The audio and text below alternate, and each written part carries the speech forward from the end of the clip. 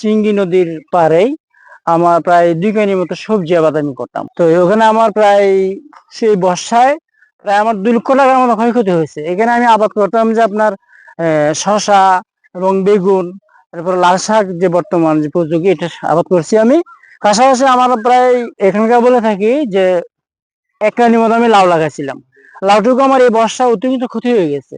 তো এই প্রায় চাষাবাদ হিসাব করতে গেলে আমার মোটামুটি প্রায় 2 লক্ষ টাকার কাছাকাছি আমার ক্ষয়ক্ষতি হয়েছে।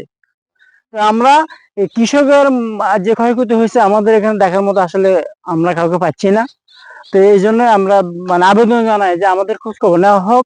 এখানে ধান জমি 7 কানি জমি, এখানে বুঝছে নাল জমি, এখানে 7 কানিতে 5 কানি 7 কানি তুন 2 কানির মতন মাঝখানি ঘুরি যায় বন্যায় বাইরে লড়ি গই ধান জমি।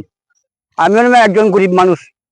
বন্যা হয়েছে আমার আধা খানি বেগুন বাইগুন শেষ, কেমনে চাষ করবো কেমনে খামু। আমি তো এখন নাই, এখনো বাইগুন বলে আসি বিক্রি করে। আমি ক্ষতিগ্রস্ত হয়েছি, এখন মনে করলে আপনি দেখতে পারেন। আমার দিহানি জ্বালা দিহানি বুঝে দানা জ্বালা কুটি হইয়ে বেচ সে নতাই জ্বালাউন রূপজন হইয়ে দ আমি জ্বালাউন আরো কেখানো সময় নেই আর ঘুরিবা ফেলে বারো সময় নেই একটু নেই কিনে বাধ্য সিউর লাগে কুটি হইয়ে দুই দিহানি বুঝে দানা জ্বালা কুটি হইয়ে দে। আমি 30 শতক জায়গা লাউ চাষ করছি। গত বৃষ্টি পয়সা গেছে সপ্তাহে 500-700 আমি বিক্রি করতে পারতাম।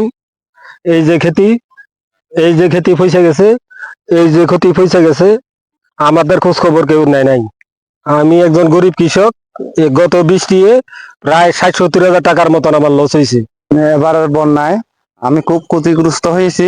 বেগুন গাছ লাগাইছি, লাগানোর পরে ওরা সব জমিতে পানি বন্যা হওয়ার পরে সব বেগুন গাছ নষ্ট হয়ে গেছে।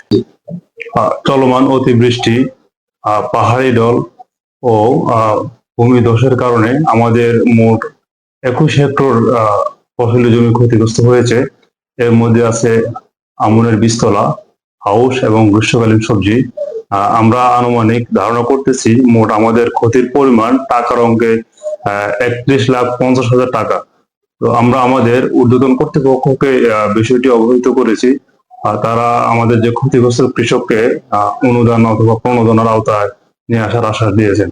আমরা পেলে আমাদের ক্ষতিগ্রস্ত কৃষককে বীজ অথবা আমাদের যে নগদ অর্থ সহায়তা আসে আমরা ওনাদেরকে দিয়ে দিব, পুনর্বাসন করবো।